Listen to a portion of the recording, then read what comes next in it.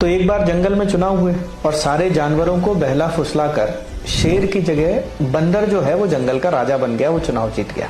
अब एक दिन एक तेंदुआ एक गाय के बछड़े को उठा कर ले गया, तो गाय जो है वो दौड़ी दौड़ी अपने राजा यानी बंदर के पास आई और बोली, देखो राजा राजा, नियमों के विपरीत तेंदुआ जो है वो मेरे बछड़े को उठा कर ले गया है। तुरंत बंदर ने आओ देखा ना ताओ और कहा कि चलो बहन, चलकर तुम्हारे बछड़े को बचाते हैं। बंदर वहां पर पहुंचा जहां शिकार हो रहा था और ऊपर पेड़ पर चढ़कर बहुत देर तक इस पेड़ से उस पेड़, उस पेड़ से इस पेड़, इस पेड़ से उस पेड़ तक लगातार छलांगे मारता रहा। थोड़ी देर बाद गाय भी ये देखकर परेशान हो गई, आश्चर्यचकित हो गई और उसने अपने राजा से कहा कि राजा, नीचे मेरा बछड़ा मर रहा है और तुम ऊपर पेड़ों पर छलांग लगा रहे हो, ये क्या है? तो बंदर का उसको उत्तर था कि बहन, अब इसके आगे तो मैं कुछ और कर नहीं सकता, पर मेरी मेहनत में कुछ कमी हो तो बताओ। वो इसलिए क्योंकि बंदर सिर्फ पेड़ों पर छलांग लगा सकता है। इस पूरी कहानी से हमको 3 सीख मिलती है। अगर बंदर हैं तो सीख यह है कि मेहनत ऐसी होनी चाहिए जिसका कि कुछ परिणाम निकले। अगर गाय है तो सीख यह है कि उससे मांगो जो तुमको कुछ दे सके। और अगर जंगल के जानवर हैं तो सीख यह है